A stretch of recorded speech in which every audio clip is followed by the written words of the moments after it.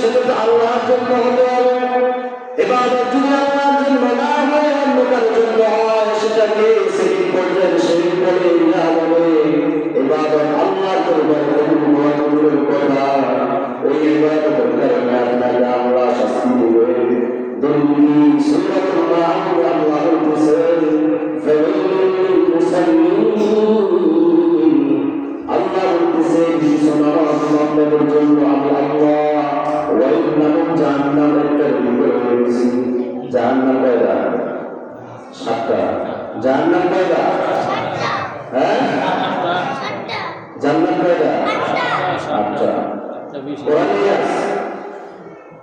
আল্লাহ বলতেছে ফাওয়াইলুল লিল মুসাল্লিন, একটা গ্রুপ থাকবে যারা নামাজ পড়বে, এই নামাজ আমার কাছে কবুল হবে না, এই নামাজ তাকে জাহান্নামে নিয়ে যাবে। কারা এটা?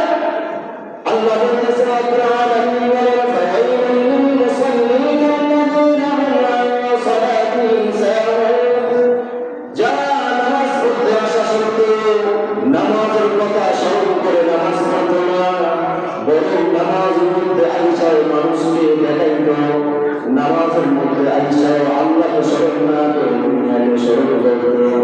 এটা আমাদের তারপরে কথা শেষ হয় না, হাসাহাসি শেষ হয় না, ঝগড়া শেষ হয় না, তাকবীর বলা হয়, তারপরে দুনিয়ার কথা শেষ হয় না। মানে হলো আমার নামাজ আল্লাহর জন্য না, আমার নামাজ দুনিয়ার কোনো স্বার্থের জন্য। ঠিক না? এরপরে আল্লাহ বলতেছেন আল্লাযীনা হুম ইউরাউন, যারা নামাজ পড়ে ঠিক আমি আল্লাহকে দেখানোর জন্য না, নামাজটা সঠিকভাবে করে দুনিয়ার মানুষকে দেখানোর জন্য।